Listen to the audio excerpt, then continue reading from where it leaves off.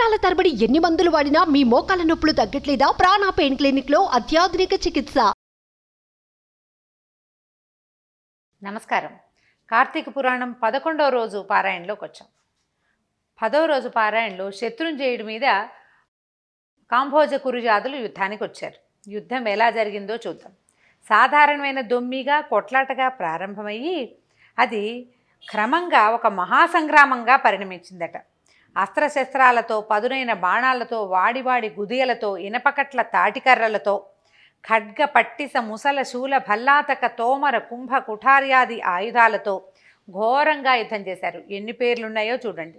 ఆ సంకుల సమరంలో కాంభోజరాజు 300 బాణాలు ప్రయోగించి పురంజయుని ఛత్రాన్ని, జెండాని, రథాన్ని కూలగొట్టాడు. అనంతరం ఇంకో 5 బాణాలతో గుర్రాలను కూడా కూల్చేశాడు. మరికొన్ని బాణాలతో పురంజయుడిని గాయపరిచాడు. కోపించిన పురంజయుడు బ్రహ్మాస్త్ర మంత్రంతో అభిమంత్రించిన పదునైన 10 బాణాలని కాంభోజరాజు మీద ప్రయోగించాడు.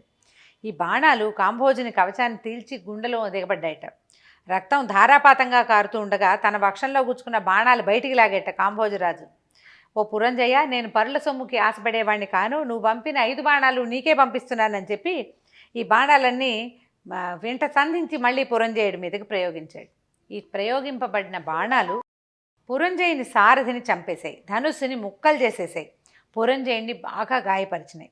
అంతటితో మండిపడిన అయోధ్యాధిపతి 20 రెక్కల బాణాలని వెంట సంధించి వాటిని ఆకర్ణాంతంగా లాగి కాంభోజుని మీదకి వదిలిపెట్టాడు. ఆ 20 బాణాలు ఏకకాలంలో ఒకేసారి అతని గుండెల్లోంచి దూసిపోయినాయి. ఇంతకుముందు గుచ్చుకున్నాయి కాదు, అందులోనే ఇవి కూడా గుచ్చుకునేసరికల్లా ఈయన మూర్చిపోయాడు. దాంతో రాజు పడిపోయాడనేసరికల్లా కొంత సైన్యం కొన్ని రకాలుగా భయపడేందుకు అవకాశం ఉంది. కానీ ఇక్కడ రెచ్చిపోయారట వాళ్ళు.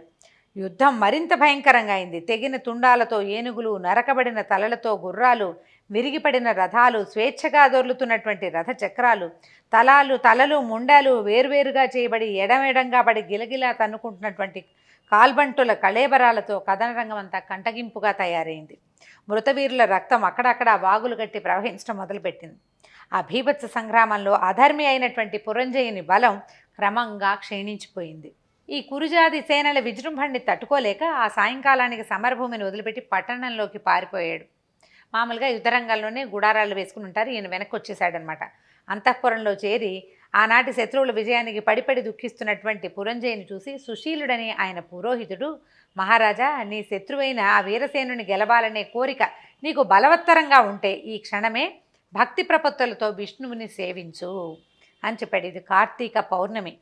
కృత్తికా నక్షత్రయుతుడైనటువంటి చంద్రుడు షోడశకళా శోభాయమానంగా ఉండే ఈ వేళ ఈ ఋతువులో దొరికేటువంటి పువ్వులని సేకరించి హరి ముందు మోకరిల్లి పూజించు. విష్ణు సన్నిధిలో దీపాలు వెలిగించు. ఆయన ముందర గోవిందనారాయణ ఇత్యాది నామాలతో మేళ తాళాలతో ఎలుగెత్తి పాడు. ఆ పాటలతో పరవశుడవై ఆయన ముందు నర్తించు. అలా చేసినట్లయితే ఆ విష్ణుమూర్తి అనుగ్రహం వల్ల నీకు మహావీరుడైన కుమారుడు కలుగుతాడు. కార్తీక మాసంలో తనని ఆరాధించే భక్షుల సంరక్షణార్థము 1000 అంచులతో శత్రుభయంకరమైనటువంటి తన సుదర్శన చక్రాన్ని సహాయంగా పంపుతాడు. ఈ కార్తీక పుణ్యమహిమను చెప్పటం ఎవ్వరి వల్ల కాదు. భూపతి, ఈనాటి నీ ఓటమికి కారణము నీకు సైన్యబలం లేకపోవటం కానీ, శారీరక బలం లేకపోవటం కానీ కాదు. మితిమీరిన అధర్మవర్తన వల్లే నీ ధర్మఫలం, తద్వారా దైవ బలము తగ్గిపోవటమే నీ ఈ పరాజయానికి కారణం. కాబట్టి శోకాన్ని వదిలి భక్తితో శ్రీహరిని సేవించు. కలతమాని కార్తీక వ్రతాన్ని ఆచరించు. ఈ వ్రతం వల్ల ఆయురారోగ్య ఐశ్వర్య సుఖ సంపత్ సౌభాగ్య సంతానాలు సంఘటిల్లి తీరుతాయి, నా మాట విను అని బోధించాడు. అయితే ఈ విధంగా సుశీలుడు చేసిన బోధతోటి పురంజయుడు వెంటనే లేచాడు. తక్షణమే విష్ణువాలయానికి వెళ్ళి వివిధ ఫలపుష్ప పల్లవ దళాదిగా విష్ణువుని షోడశోపచారాలతోనూ పూజించి ప్రదక్షిణ నమస్కారాలు చేసి మేళ తాళాలతో ఆయనని కీర్తించి పారవస్యంతో నర్తించాడు. అంతేకాక బంగారంతో విష్ణు ప్రతిమను చేయించి దానికి కూడా పూజలు చేశాడు.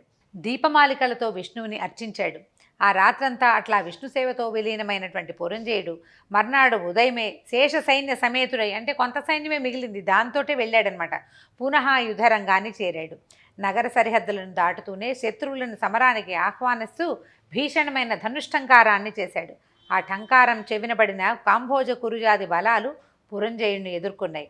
వజ్రాల వంటి కత్తులతోనూ, పిడుగుల వంటి బాణాలతోనూ అమిత వేగవంతాలు, ఆకాశానికి సైతము ఎగరగలిగినవైనటువంటి గుర్రాలతోనూ, ఐరావతాలతోటి సమానమైన ఏనుగులతోటి అన్యోన్య జయకాంక్ష తత్పరులై ప్రాణాలకు తెగించే పోరాడేటువంటి కాల్బలాలతోటి క్రమంగా యుద్ధం నిర్నిరీక్ష్యంగా పరిణమించింది. ఎంత భయంకరంగా ఉంది, చూడడానికి భయం వేస్తోందన్నమాట. గత రాత్రి పురంజేయుడు చేసిన పూజలకు సంతుష్టుడైన గరుడగమనుడు అతనికి దైవబలాన్ని తోడు చేయటం వల్ల ఆనాటి యుద్ధంలో శత్రురాజుల శక్తులన్నీ ఉడిగిపోయాయి. కాంభోజుల గుర్రాలు, కురుజాదుల ఏనుగులు, వివిధ రాజుల రథ బలాలు, వైరికూటం యొక్క పదాతి బలాలు దైవకృపాప్రాప్తుడైనటువంటి పురంజయునుడి ముందు చిత్తుచిత్తుగా ఓడిపోయాయి. పురంజయుడి పరాక్రమానికి గుండె లవిసిపోయిన పగవారందరూ ప్రాణభీతితో రణరంగాన్ని వదిలి తమ రాజ్యాలకు పరుగులు తీశారు. విష్ణు అనుగ్రహం వల్ల వచ్చిన విజయాన్ని పొందినవాడైన పురంజయుడు అయోధ్యానగర ప్రవేశం చేశాడు. విష్ణువు అనుకూలుడైతే శత్రువు మిత్రువవుతాడు. విష్ణువు ప్రతికూలుడైతే మిత్రువే ఒకప్పుడు శత్రువు కావచ్చు. దేనికైనా దైవబలమే ప్రధానం. ఆ దైవబలానికి ధర్మాచరణే అత్యంత ముఖ్యము. అటువంటి ధర్మాచరణలో ప్రప్రథమమైనటువంటి ఈ కార్తీక వ్రత ధర్మానుష్ఠానంతో ఎవరైతే శ్రీహరిని సేవిస్తారో వారి సమస్త దుఃఖాలు కూడా చిటికెల మీద చిమిడిపోతాయి, క్షణంలో తప్పిపోతాయన్నమాట. అగస్త్య, విష్ణు భక్తి సిద్ధించటమే కష్టతరం. అందున కార్తీక వ్రతాచరణ ఆసక్తి, శక్తి కలగటం ఇంకా కష్టం. ఇవి రెండు కష్టం అన్నమాట. కలియుగంలో ఎవరైతే కార్తీక వ్రతము, హరిసేవ వదలకుండా చేస్తారో వాళ్ళు ఎటువంటి వాళ్ళైనా సరే వైష్ణవోత్తములుగా పరిగణింపబడతారు. వేద విధులైన బ్రాహ్మణులైనప్పటికీ ఈ హరిసేవ, కార్తీక వ్రతాచరణ లేని వాళ్ళు కర్మచండాలు లేనని గుర్తించాలి.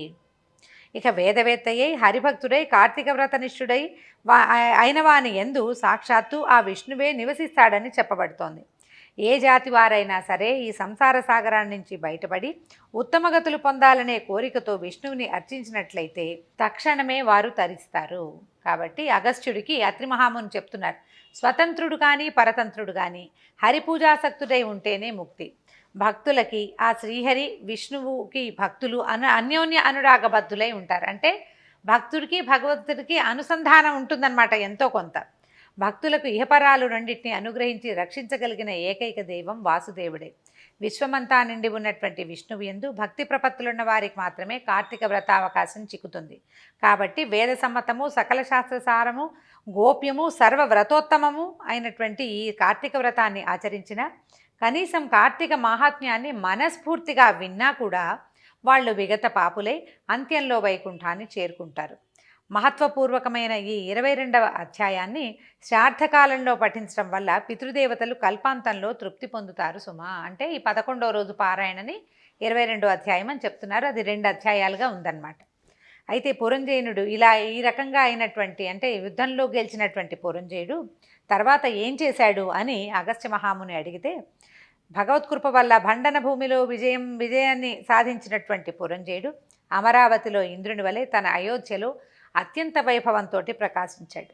గతంలోని దుష్టభావాల్ని వదిలిపెట్టి సత్య శౌచ పాలనము, నిత్య ధర్మాచరణము, దానశీలత, యజ్ఞయాగాది నిర్వహణలు ఇత్యాదులు చేస్తూ ప్రతి వర్ష ప్రయుక్త కార్తీక వ్రతాచరణం వలన విగత కల్మషుడై విశుద్ధుడై అరిషడ్వర్గాన్ని జయించి పరమ వైష్ణవుడుగా మనసాగాడు. అంతేకాక నిరంతరము కూడా శ్రీహరి పూజాప్రియుడై ఏ దేశాలలో ఏ క్షేత్రాలలో తీర్థాలలో విష్ణువుని ఏ విధాలుగా పూజించడం వల్ల తన జన్మ తరిస్తుందా అని ఒక తపనతోటి ఉండేవాడట. ఈ విధంగా హరిసేవా సంవిధాన సంతృప్తుడైన కారణంగా ఒకనాడు ఆకాశవాణి వినపడిందట ఆయనకి, పురంజయ, కావేరీ తీరంలో శ్రీరంగ క్షేత్రం ఉంది. శ్రీరంగనాథుడనే పేరు అక్కడ వెలసి ఉన్నటువంటి విష్ణువుని కార్తీక మాసంలో అర్చించి జనన మరణాల నుంచి కడతేరమని ప్రబోధించింది.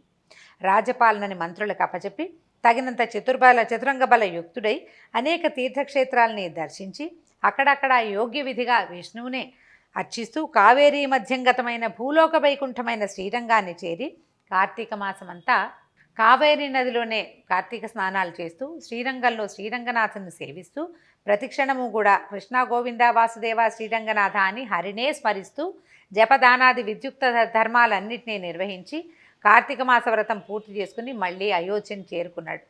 అనంతరం ధర్మకామాల వల్ల సత్పుత్ర పౌత్రాదుల్ని పొంది కొన్నాళ్ళు సర్వభోగ వివర్జితుడై కొంతకాలం తర్వాత భార్యా సమేతంగా వానప్రస్థాన్ని స్వీకరించి కార్తీక వ్రతాచరణ విష్ణు సేవలలోని లీనమై తత్పుణ్యవశమున అంత్యంలో వైకుంఠాన్ని చేరుకున్నాడు.